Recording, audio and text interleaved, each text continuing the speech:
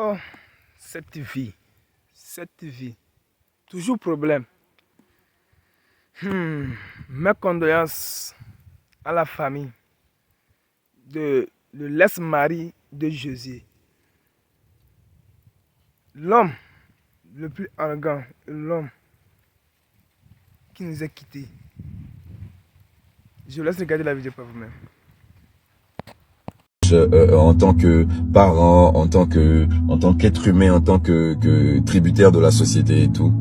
Et justement, j'ai au cours de ces méditations personnelles, de ces moments de bilan personnel, de ces moments de réflexion personnelle, j'ai des petites pépites qui me viennent comme ça et que j'aimerais bien partager avec vous. À partir de maintenant, chaque fois que vous allez voir une vidéo où je suis en train d'essayer d'évoquer un thème ou un moment de réflexion ou un petit moment de lumière que j'ai reçu, on va appeler ça les pépites de King. Ce sera pas forcément des choses qui seront récurrentes tout le temps. Ce sera pas forcément des choses qui seront cycliques ou rythmées à un point. Non, c'est vraiment quand je ressens le besoin ou je ressens la conviction de partager ça avec vous, mes sommités, mes frères et sœurs qui me suivez, que je le ferai. Donc c'est pas quelque chose qui sera vraiment figé dans le temps et tout. Non, ça viendra dépendamment de l'inspiration que j'ai.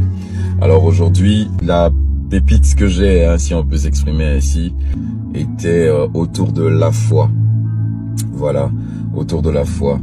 En tant qu'être humain, on est confronté à une société ou à un monde de nos jours qui est régi par beaucoup de choses qui nous mettent dans beaucoup de situations. Et ces situations-là appellent à notre foi parce qu'en général, on a tous une aspiration, on a tous un objectif qu'on veut atteindre, on a tous des désirs, on a tous des choses, des rêves qui nous sont communiqués par le Créateur et qu'on veut atteindre. Mais en général, quand on regarde sur le terrain, quand on regarde autour de nous, ce qui se passe, c'est que nos rêves ne sont pas forcément en alignement avec notre réalité. Nos rêves ne sont pas forcément en alignement avec ce qui nous entoure, avec notre environnement.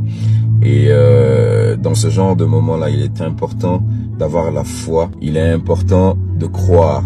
Voilà, il est important de croire. Mais croire en quoi? Croire en qui? Ça, c'est la grosse question. Et comment croire? C'est ces trois questions que je me posais. Le premier élément que j'ai est croire en Dieu parce que il est celui qui met tout simplement le vouloir et le faire en tout un chacun. Rien ne se fait en dehors de lui, tout se fait avec lui et tout se fait par lui, notamment par sa parole. Or, on dit dans la parole de Dieu que la foi vient de ce que l'on entend.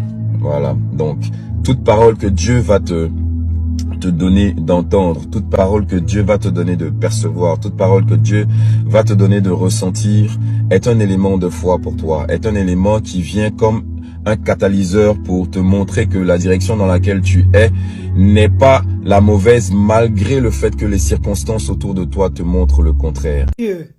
Bijou, c'est maintenant que tu veux. Je suis déjà parti, un avenir meilleur m'attend. Moi que tu vois là, quelqu'un saura ma valeur. Y a quoi? José. Marseille de Toubos qui était un de tes projets partis. Même pas une semaine. Te voilà encore dans deuil. Parce qu'on fait comme ça, on fait comme ça. L'excès de quelqu'un, on ne laisse pas. Il y a toujours quand même, tu parles que ouais, il est parti. Ça fait quand même un petit truc. Bel homme comme ça. Les gens étaient en train de dire que, oh voilà, vrai garçon. Il est fini, c'est fini avec José. On n'a jamais vu dans le panel pour parler. On n'a jamais entendu en Congo ça pour expliquer. Il n'a jamais ouvert sa bouche pour dire quoi que ce soit. Je le vois encore assis. En train de regarder le film de la femme d'Arrête Chéné. Bel homme comme ça. Que AVC a fait comment? Ha! Côte d'Ivoire, Asia. Entre les gens qui partent à la Maca, les blogueurs qui partent tous les jours. Dieu merci, Bobingo est sorti. Les autres sont encore là-bas. Mais Maca, même à l'heure là, c'est un luxe pour certaines personnes. Luxe que ceux qui sont 2 mètres sur terre. Bijou! Eh papa, que la tête de nos ancêtres te soit légère. La famille ivoirienne, Asia, à bisous. La famille, en cette fin d'année 2024 là, de grâce, faisons attention à nous. Surtout à défaut d'aller en fait chauffer ou bien de faire des sorties avec des amis pour le réveillon de Noël ou bien du Nouvel An. ça ne sert absolument à rien. Allons-y à l'église ou bien même à la mosquée. Ou bien restons chez nous tranquillement. Je ne sais pas, mais franchement, accrochons-nous fermement à Dieu en cette fin d'année 2024 parce que franchement, ça commence à faire peur.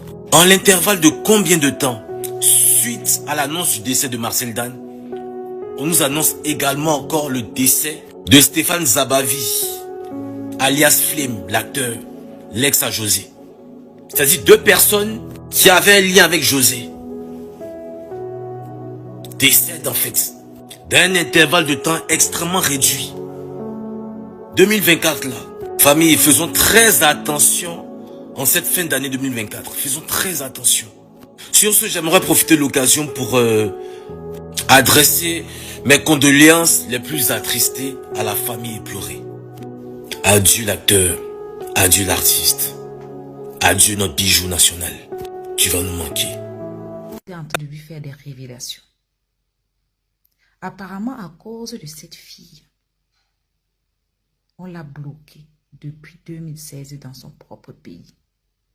Quand vous voyez un homme qui va, parce que le pasteur est un pasteur de Congo, un Congolais, quand vous voyez un homme monter, descendre, chercher la face de Dieu, voyager pour ça, ça veut dire que cet homme est dérangé.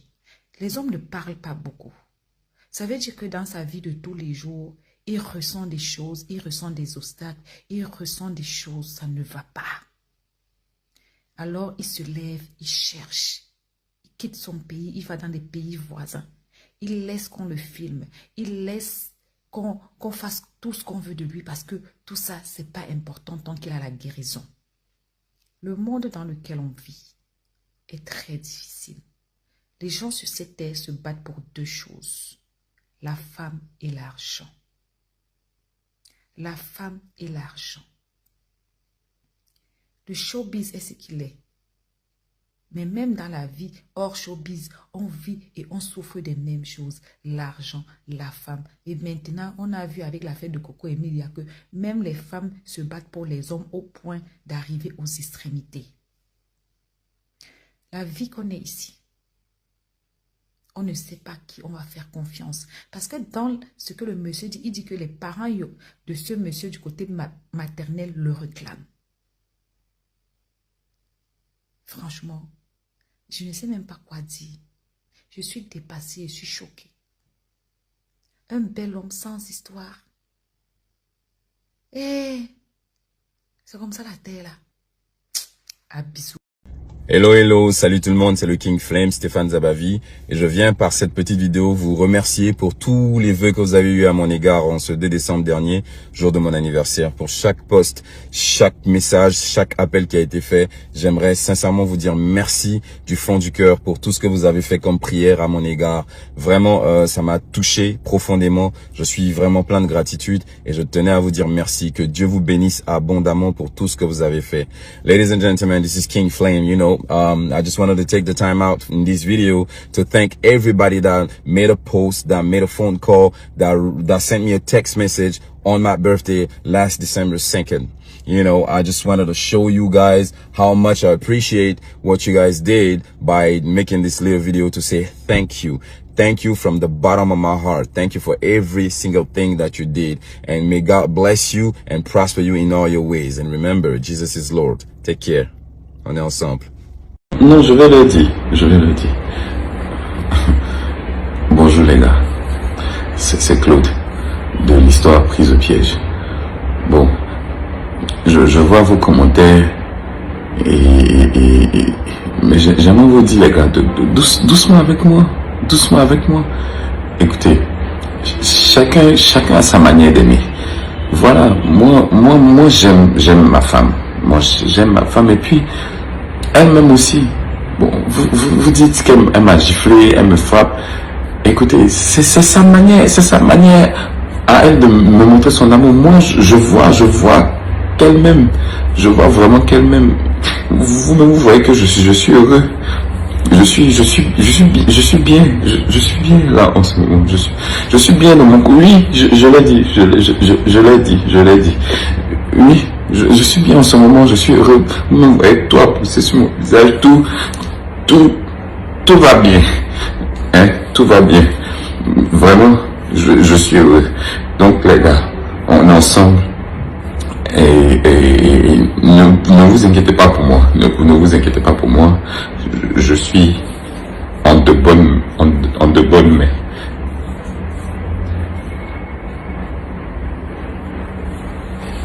Je suis en de bonnes mains. Merci à vous.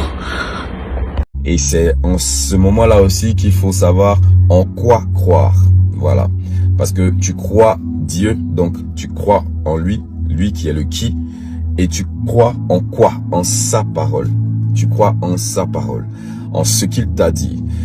Alors, quand on parle de croire en sa parole, en ce qu'il a dit, ça nous ramène à une chose à laquelle j'ai fini par me résoudre lors de ma réflexion. On a tendance à assimiler la foi à un concept de quantité. Mais je me suis rendu compte qu'en fait, la foi, de par ce que moi j'ai eu comme expérience, de par ce que moi j'ai eu comme circonstances autour de moi où j'ai eu besoin de faire appel à ma foi, je me suis rendu compte que la foi n'est pas nécessairement reliée au concept de quantité.